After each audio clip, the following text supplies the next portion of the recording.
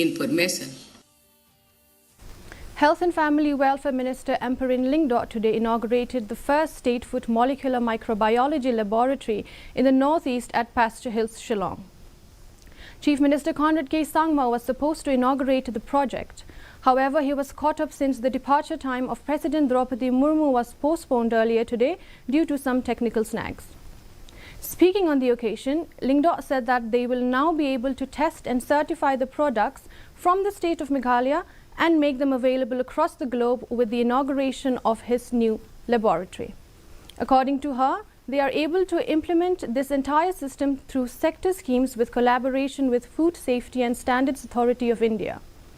Meanwhile, Principal Secretary of Health and Family Welfare, Sampath Kumar, said that they will be able to start the organic testing certification in this laboratory in the next 4 to 6 months. Meghalaya now has come of age.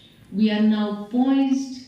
We are now able to be certifying the products from the state of Meghalaya and making them available in racks across the globe. The joint